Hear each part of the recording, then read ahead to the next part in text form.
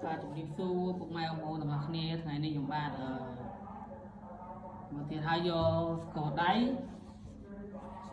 ពីរបៀបវៃបត់ចង្វាក់ហោមរោងមួយដើម្បីចែកជូនពុកម៉ែបងប្អូនឬក៏អ៊ំពូមីងតាយាយដែលចង់រៀនស្គរអញ្ចឹងហើយថ្ងៃនេះខ្ញុំរៀនមួយនៅចង្វាក់ហោមរោង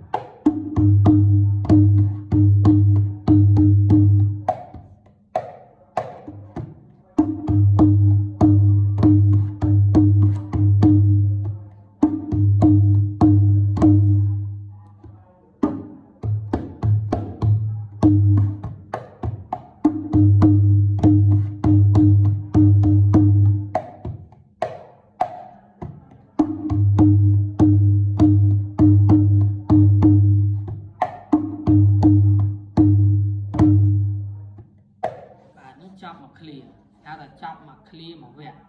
តែក្រោយរួចយើងលេងមកឃ្លៀ2ឃ្លៀ3ឃ្លៀអញ្ចឹងតាមដែលយើងលេង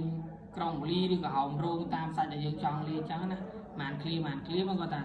ចង្វាក់បត់គឺលេងមិនអញ្ចឹងមកឃ្លៀតែក្នុងមកឃ្លៀហ្នឹងយើងអាចលេងដល់2ឃ្លៀ3ឃ្លៀ4ឃ្លៀ5ឃ្លៀទៅមុខទៀតបានដែលខ្ញុំធ្វើ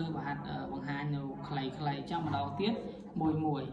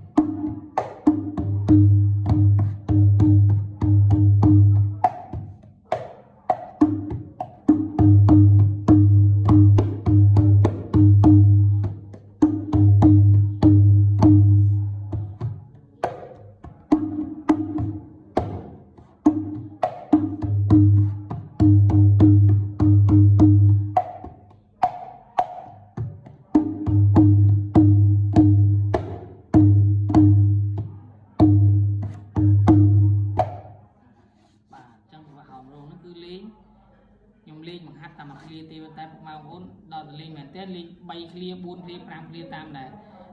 វងភ្លេងយើងលេងអញ្ចឹងណាហើយបើសិនមានកំហុសខុសឆ្គងអីសូមខន្តីអភ័យទោសដល់លោកគ្រូអ្នកគ្រូរបស់គ្នានេះគឺជាការចែករំលែកនៅចំណេះដឹងឬក៏មូលដ្ឋាននៃការរៀនស្គរនៅចង្វាក់ហោមរោងបាទបើខុសត្រូវសូមខន្តីអភ័យទោសបាទសូមអរគុណ